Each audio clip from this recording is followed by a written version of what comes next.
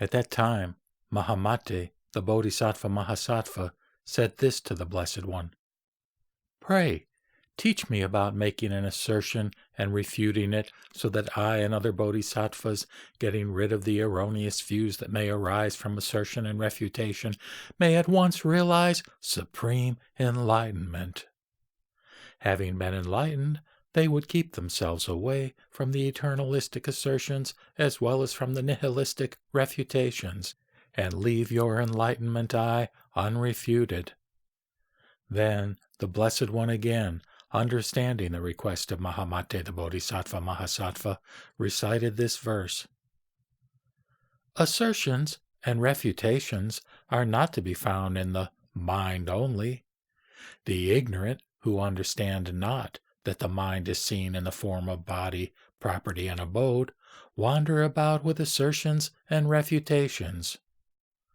At that moment the Blessed One said this to elucidate the meaning of this verse: "Mahamate, there are 4 forms of assertion made concerning things not in existence." What are the 4? 1. The assertion about individual marks that are non-existent. 2. The assertion about philosophical views which are non-existent, that is, not true.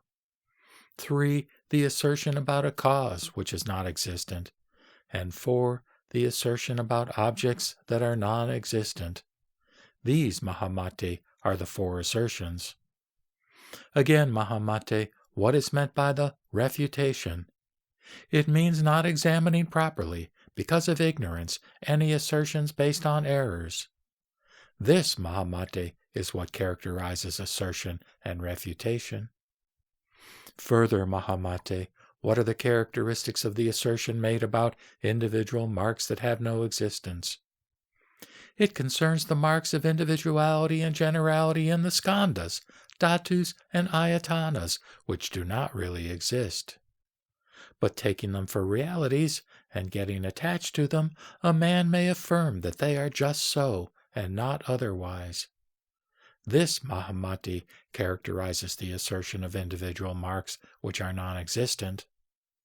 This assertion and discrimination, Mahamate, concerning individual marks that are not existent, rises from one's attachment to the habit energy which is amassed since beginningless time by varieties of erroneous views issuing from false imagination.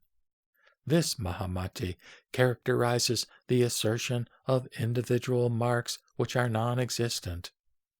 Again, Mahamate, by the assertion of philosophical views which are non-existent, that is, not true, is meant that in the skandhas, dhatus, and ayatanas, some philosophers assume the existence of an ego, a being, a soul, a living being, a nourisher, or a spirit.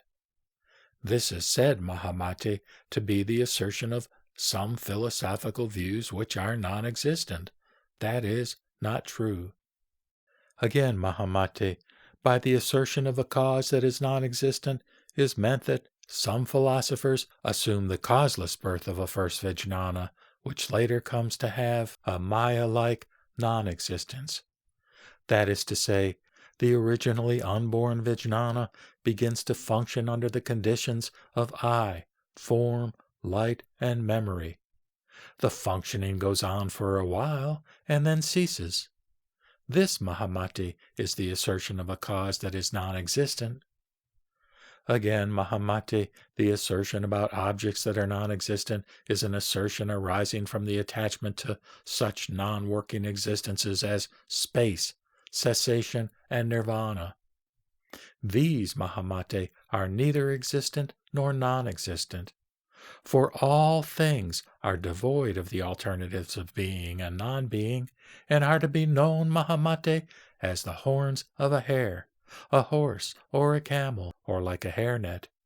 They are discriminated as realities by the ignorant, who are addicted to assertions and refutations, as their intelligence has not penetrated into the truth that there is nothing but what is seen of the mind itself.